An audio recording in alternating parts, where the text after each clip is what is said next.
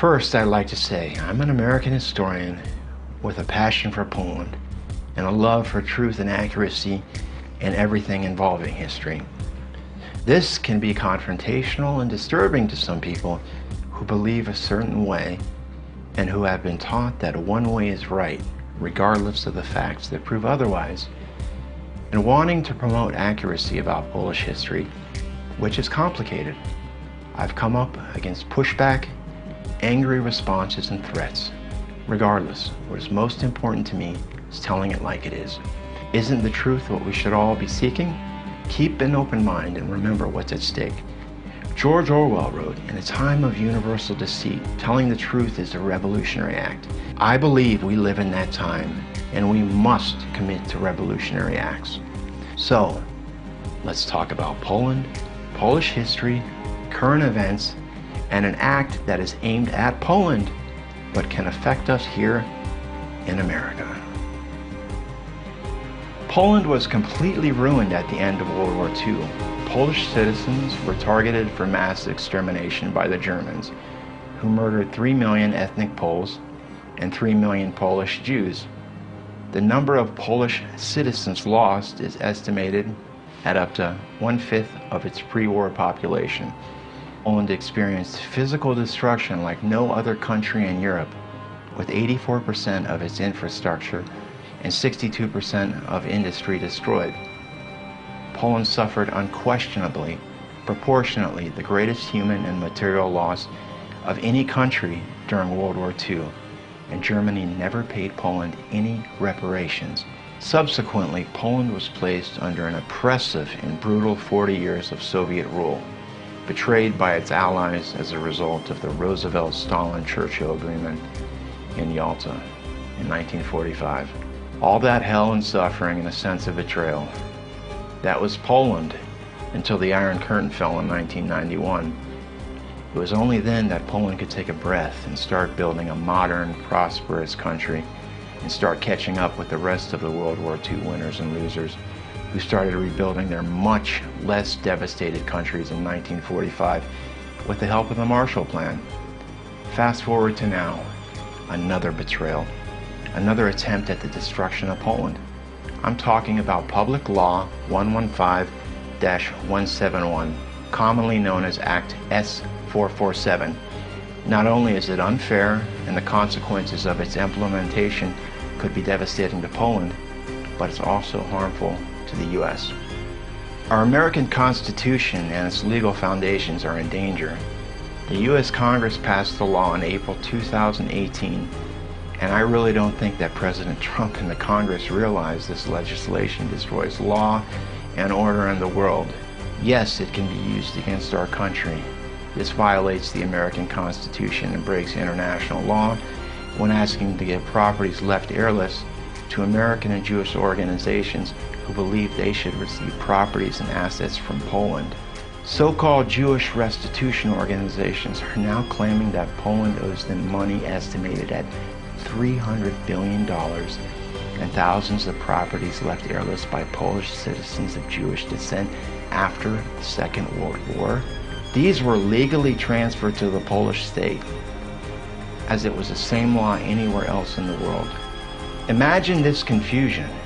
It would be like some agency showing up at your shop or house claiming it was theirs just because people of their religion died 80 years ago and they supposedly owned it, yet they have no proof, even though your grandfather built it from the ground up and you legally own it just because they say so. Isn't that bordering on insane? I think so. But this act was passed simply because of the political pull that these people and organizations have. They have lots of money to influence people. That's really kind of shady and dishonest. These people bent on extortion believe that all of a sudden now they deserve this massive amount of property and money to be transferred to them from people that also suffered from the German genocide. Remember, 6 million Polish died in the Nazi German genocide. 3 million were Jews. 3 million were ethnic Poles. The country was destroyed, but now Jewish organizations believe that they are owed money and property over non-Jews. On top of this, Poland was given to Stalin and substantially nationalized by the communists. In Poland, courts have been giving back properties to anyone who had proof of ownership, if it was proven and legal for years, the right way. What we're seeing is the wrong way. Jewish organizations in the state of Israel have been receiving billions from Germany and other countries for years, and Poland has received practically nothing. And now they want additional handouts from Poland, the country who was an ally, fought the Nazi Germans, their citizens murdered, tortured, deported by both the Soviets and the Nazis. I consider this shameful. When will this stop? We also need to know some background on real Polish Jewish history, not the one-sided history that portrays Poles as peasant pigs, collaborators with the Nazis, hell-bent on burning Jews in pogroms, ready to move into the houses of the dead. Israeli envoy Ambassador Israel Katz says Poles suckle anti-Semitism in their mother's milk and had no real recourse. It was just brushed off. What if a Polish leader said that? There would be all sorts of hell. But to criticize Jews, well, you know, you could get in a lot of trouble for that, and it could even land you in prison if you question the Holocaust. Here is some Polish Jewish history that most people don't know. Many Jews were actually part of Stalin's communist government, and after the war were involved in the torture and murders of tens of thousands of Poles who fought the Nazis. Jews were even involved in the trial, torture, and death of Witold Pilecki, a mostly unknown Polish hero to the world, who actually volunteered for Auschwitz and escaped and then tried to warn the Allies of the Jewish Holocaust, a truly incredible accomplishment. After the war, he was tortured personally by two of the most notorious Jewish Stalinists, both ironically rescued by the Poles from Nazi Germans during the occupation of Poland. Pilecki was executed by a shot to the back of the head at the Molotov prison by Staff Sergeant Piotr Śmietański, another Jew, nicknamed the Butcher. Pilecki said of his time with the Soviets that Auschwitz was child's play. There are even documented cases of Jews murdering the same people that saved them from the Holocaust.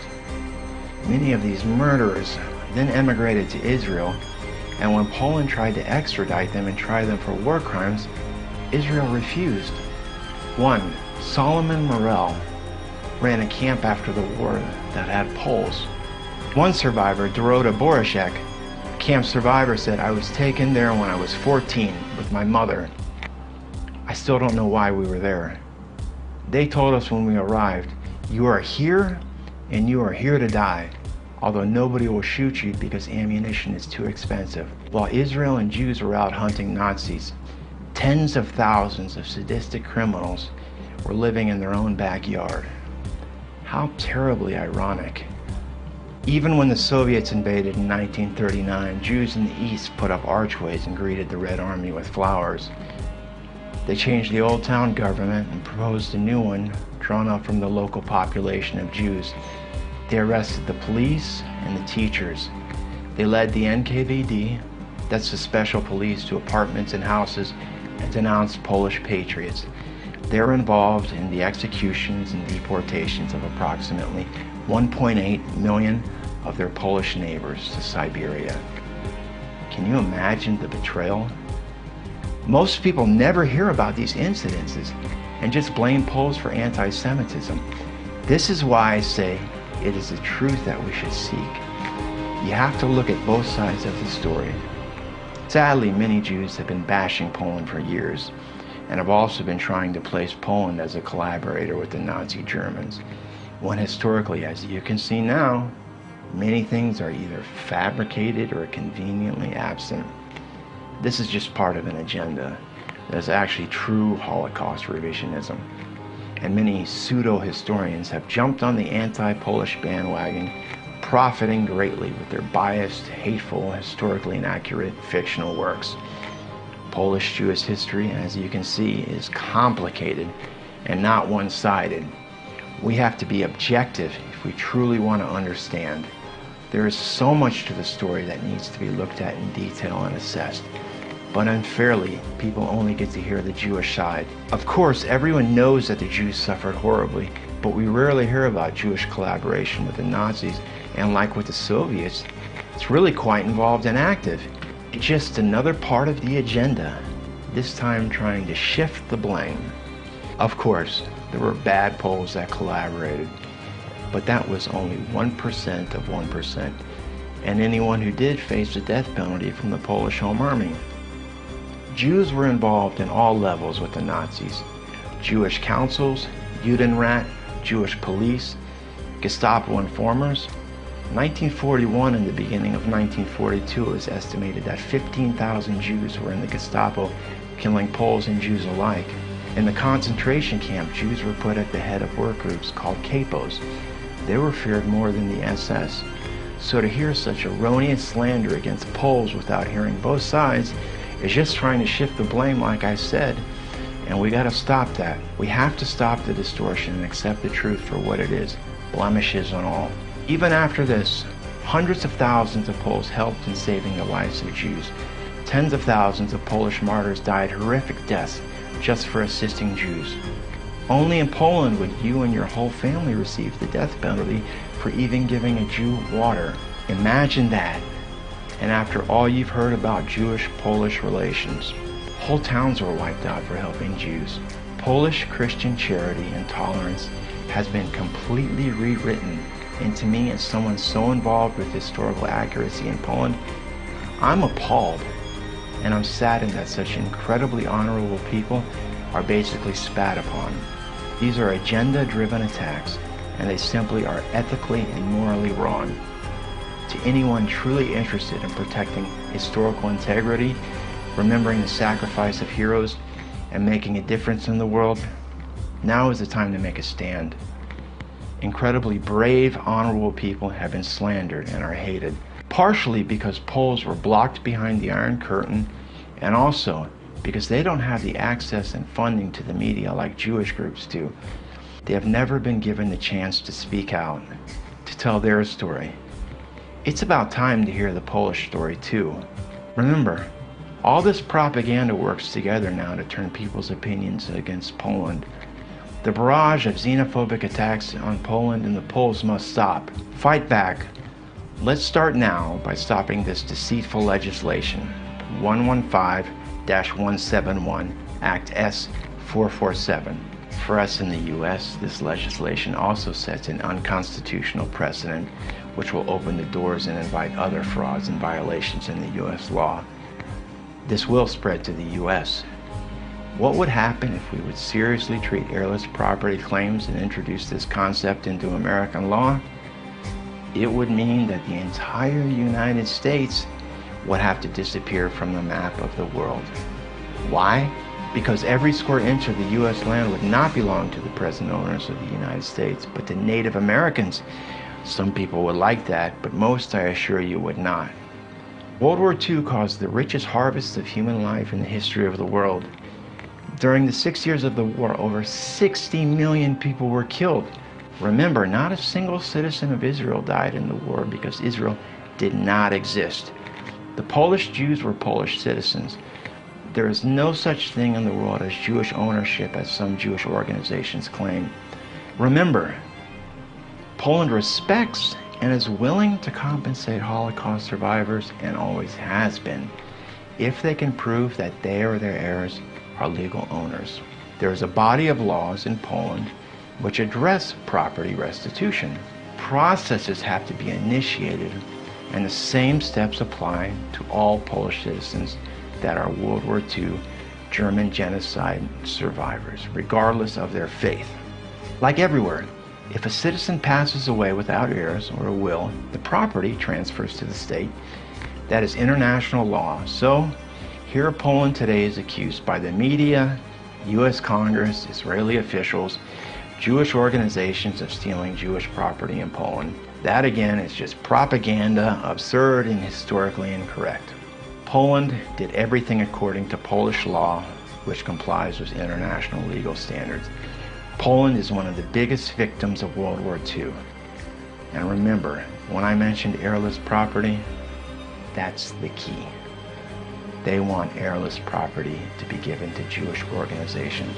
Also, Public Law 115-171 Act S447 only mentions one group of victims. It doesn't mention others. The Nazi German genocide in Poland was horrifying, and all people deserve to remember. Stopping 114-171 Act S447 will prevent robbing Poland by so-called Jewish restitution organizations shamelessly abusing the Holocaust to get rich. Again, hopefully this will also be a step in reminding the world that the Nazi German genocide is not just about one people. Millions of people died in World War II. Marketing suffering and the abuse of victimhood for agendas should stop. We should remember all that perished and not favor one people over another simply because they are one faith or race. If we keep doing that, we would not be much further along from the philosophy of Hitler's supremacist belief that some people are more valuable than others. Please help us stop this extortion and historical revisionism and sign the petition to U.S. Congress and repeal legislation 115-171 Act S447. Protect the U.S. Constitution.